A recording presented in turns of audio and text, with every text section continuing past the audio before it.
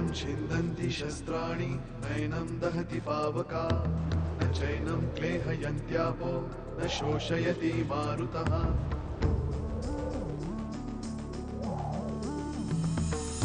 दिवसामागुणरात्र धावते सकाळ संध्याकाळ सूत्रधार जो या साऱ्याचा नामतयाचे काय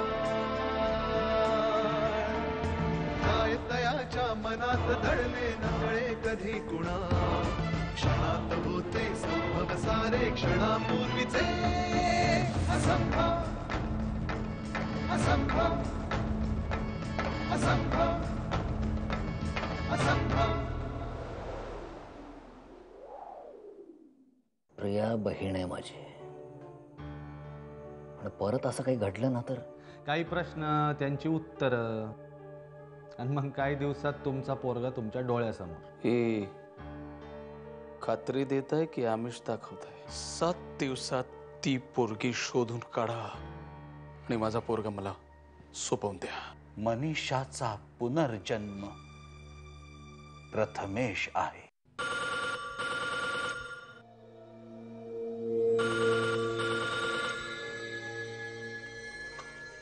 हॅलो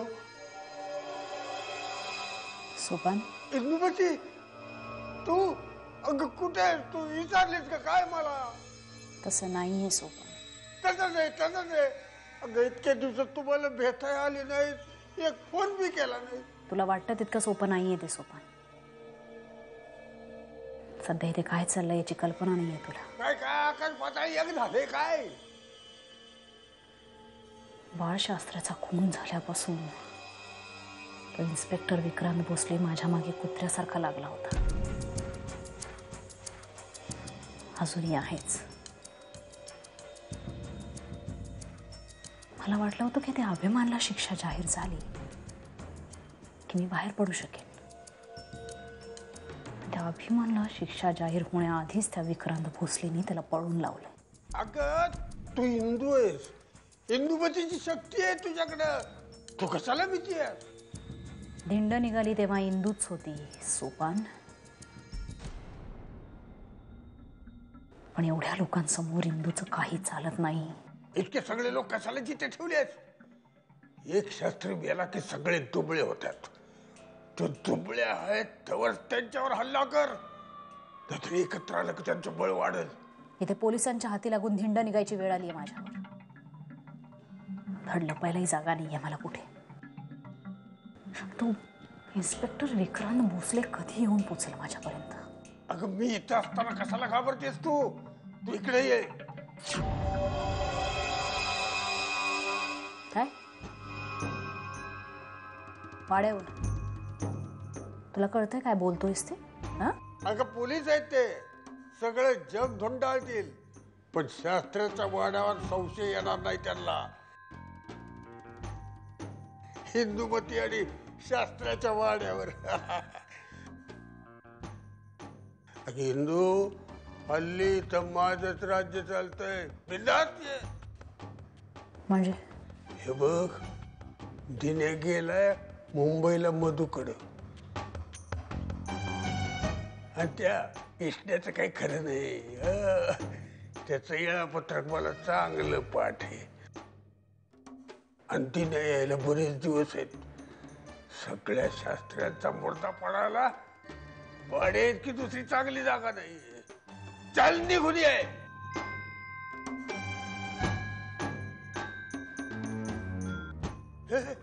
विचार कसला करतेस? अगं किती दिवस तुला पाहिलेलं नाही मी खुळा झालोय ग, खुळा झालोय. येतेस ना? ठीक आहे, बघते.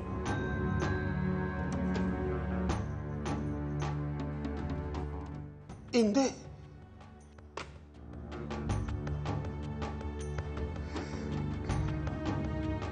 इंदे, सोपान बोलतोय त्यात तथ्य आहे.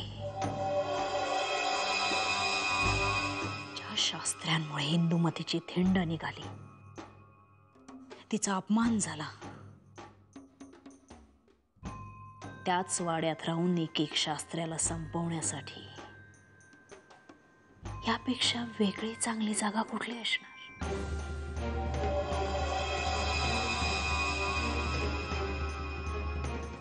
सुडाची धग जिवंत ठेवली ती त्या वाड्यानेच.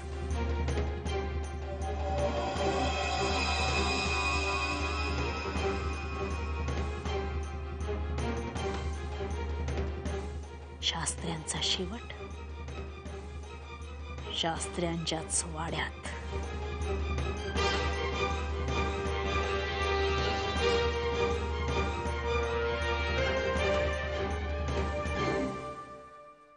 सद्गुरू सद्गुरू सद्गुरू साईनाथ,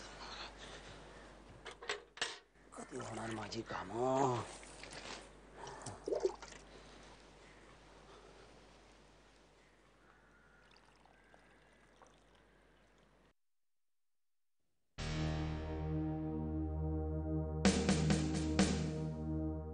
ज्ञानेश्वर माऊली, ज्ञानोबा माऊली.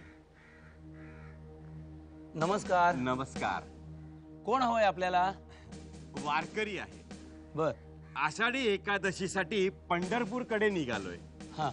तहान लागली, घर दिसलं, थोडं पाणी हवं होतं. पाणी हवंय प्यायला? हो. आता आणतो. हा. विठ्ठल विठ्ठल.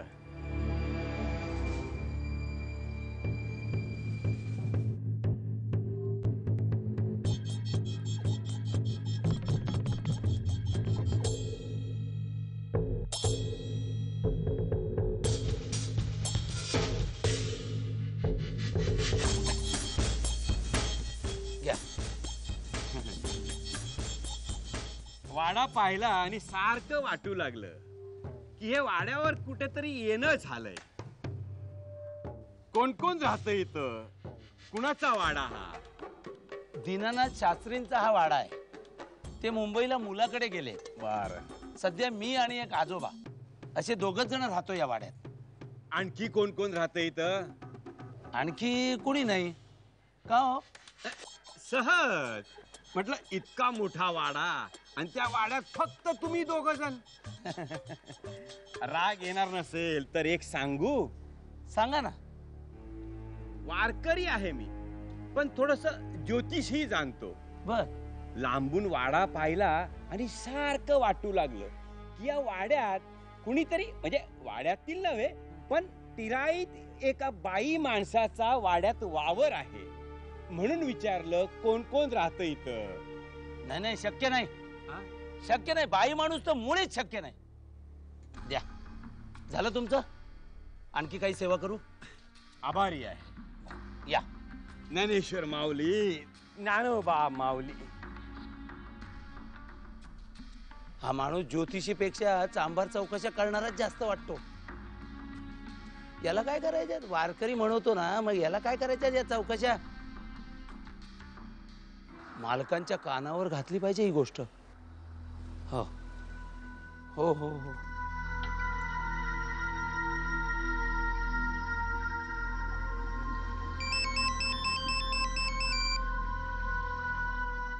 शुभ्रा, शुभ्रा, किती वाजतोय हा फोन? विसरला वाटतं दादा. शुभ्रा,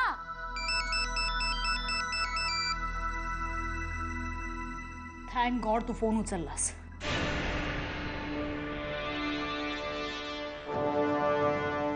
आधी हॅलो.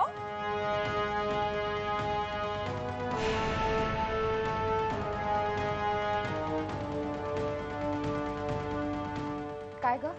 कोणाचा फोन होता? काय नाही, कट झाला. प्रिया. आधीचा फोन प्रियाकडे. आदिनाथ घरी फोन विसरून गेल्यात म्हणजे 100 वेळा वाजेल आता हा दिवसभर.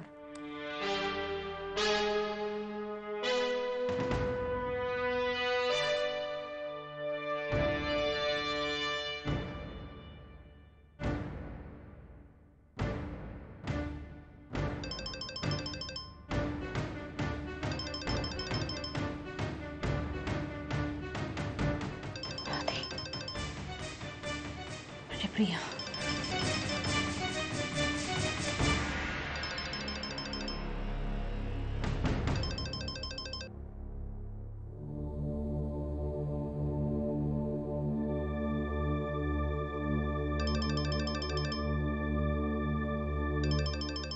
मला फोन.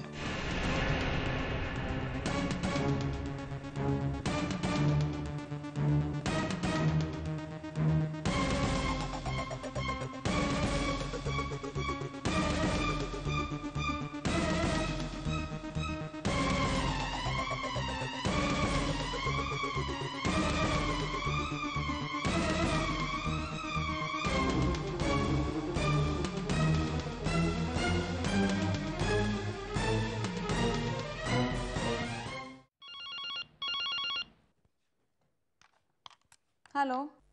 हॅलो, मी विष्णू काका बोलतोय. हाय विष्णू काका, कसा आहेस? काय म्हणतोयस? हे चांगलं आहे. म्हणजे मी फोन केल्यानंतर माझी चौकशी कर. तुला इथे येऊन बघावंसं वाटत नाही विष्णू काकाला? ए विष्णू काका, निदान माझ्यावर तरी असले आरोप करू नकोस हं. मला जेव्हा जेव्हा आजोबांची आठवण येते तेव्हा तेव्हा मी वाड्यावर येते की नाही? हा, आता आजोबा आपल्या जवळ आहेत म्हटल्यानंतर विष्णू काकाची काय आठवण करायची, नाही का? काय रे?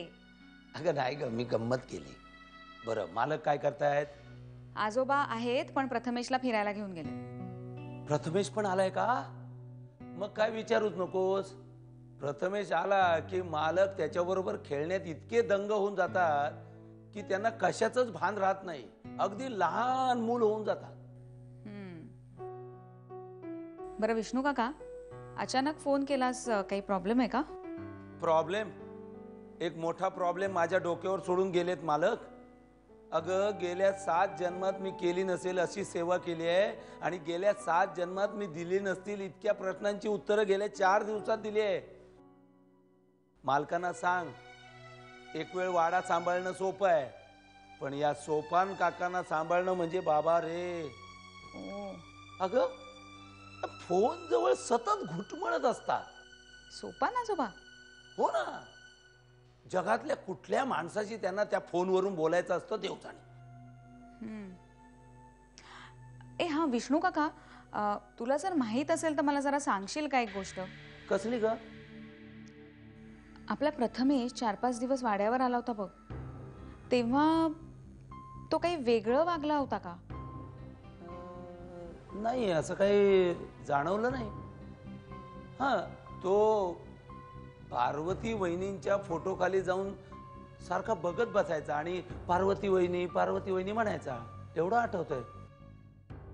आणि हा, एकदा मालक सोपान आजोबांना ओरडत होते, तुम्ही प्रथमेशच्या वाट्याला नाही जाल तर बरं, असं काहीतरी बोलत होते, एवढं आठवतंय. ओके.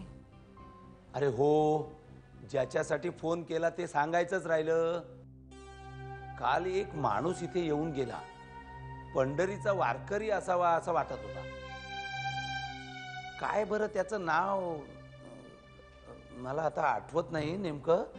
काहीतरी देवाचंच नाव होतं, असं विठ्ठल वगैरे असं काहीतरी. मला ना तो थोडा विचित्र वाटला. हेच मला मालकांना सांगायचं होतं. तू एक काम कर, मालक आले ना की त्यांना संध्याकाळी फोन जवळ थांबायला सांग. मी संध्याकाळी फोन करणार आहे. ठीक आहे. हां, बरं आता ठेवू फोन. बाय. बर.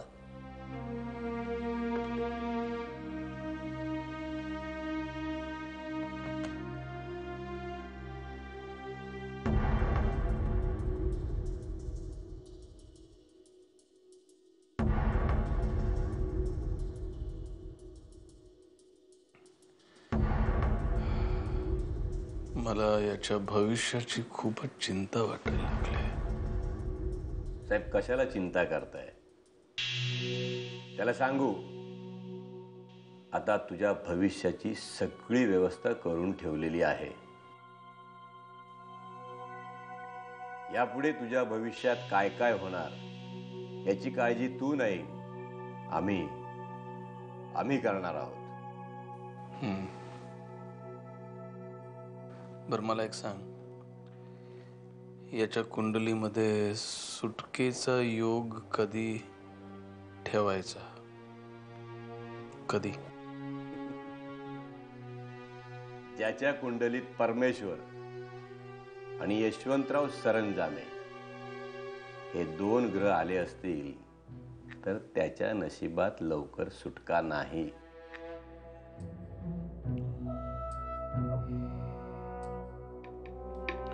चला चला चला, कामाला लागूया. एका माणसाची कुंडली मांडू आणि त्याचे ओरिजिनल ग्रह फिरवून आपलं भविष्य खरं करू. मोठमोठ्या ज्योतिषांना हे जमत नाही बरं का.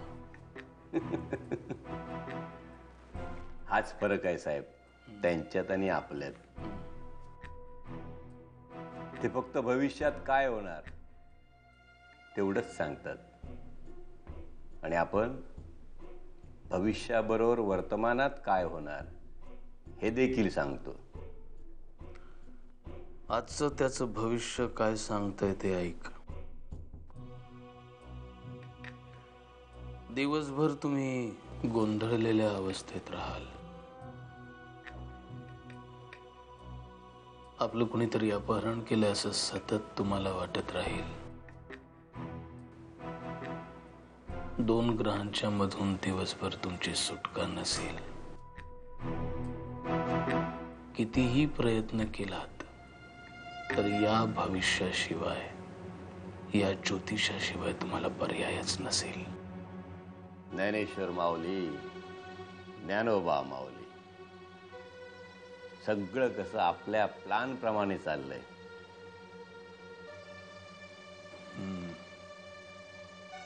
आता त्याची सुटका नाही. ज्योतिषाचार्य यशवंतराव सरंजामे.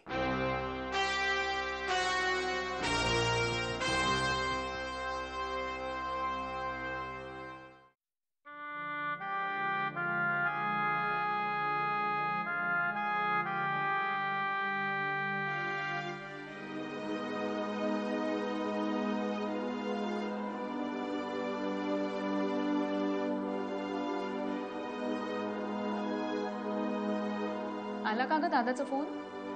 नाही ना अजून.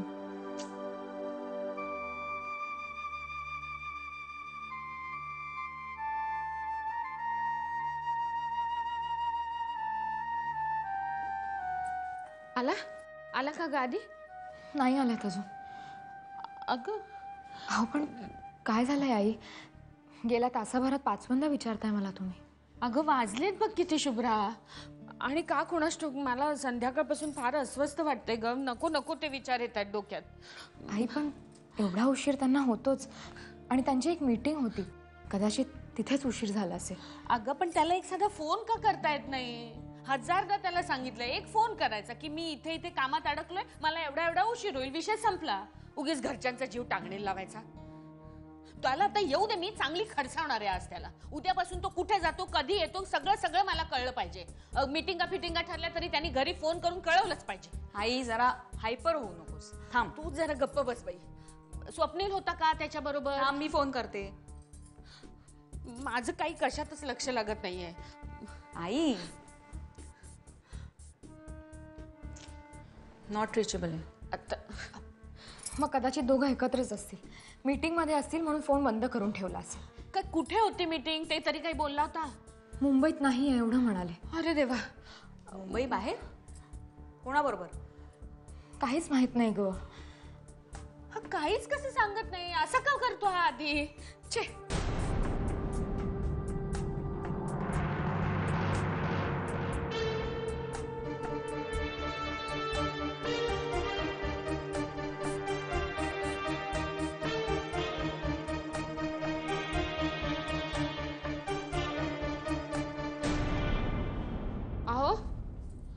अहो ऐका ना, आधी अजून आला नाहीये हो. मग फोन कर ना त्याला. मोबाईल घरी विसरून गेलाय. ऑफिस मध्ये फोन करतोय तर काही कोणी उचलत नाहीये. स्वप्नीलचा फोन नॉट रिचेबल. मला खूप काळजी वाटते हो. अगं कित्येक वेळा तर रात्री 2:30 वाजता येताना सुद्धा मी पाहिलंय. तो आला नाही याचा एकच अर्थ कसा काय लावतेस तू? मला माहित नाही पण मला खूप घाबरल्यासारखं होतंय. कारण तू मनामध्ये एक गोष्ट पक्की धरून ठेवलीस की त्याला काहीतरी झालंय म्हणून. माझी खात्री 100% खात्री त्याला काही झालेलं नाही, नॉर्मल आहे. अगं या आयटीच्या लोकांचं असंच असतं. इथे जरी रात्रीचे 2:30 वाजले असले ना तरी तिथे दिवस असतो, त्यांचं रुटीन काम चालू असतं. आणि तो जर एखाद्या कामामध्ये अडकला असेल ना तर काम पूर्ण झाल्याशिवाय तो नाही येणार. पण पण मग एक साधा घरी फोन करायचा ना. काही वेळा माणसाची परिस्थिती अशी असते की त्याला किती म्हटलं तरी फोन नाही करता येत ग, जमत नाही. आणि तू नकारात्मक विचार करण्यापेक्षा सकारात्मक विचार कर. आणि तो आल्यावर त्याच्यावर लगेच प्रश्नांची सरबत्ती सुरू करू नकोस. शांत राहा, धीर धर, शांत राहा.